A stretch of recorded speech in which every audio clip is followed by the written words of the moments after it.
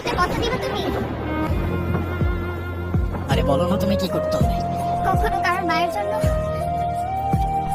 নিজে ক্ষতি করে ফেলো না প্লিজ।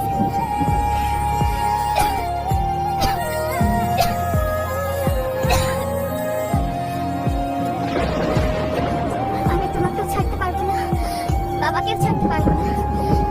আমাকে না হয় তোমরাই ছেড়ে দাও।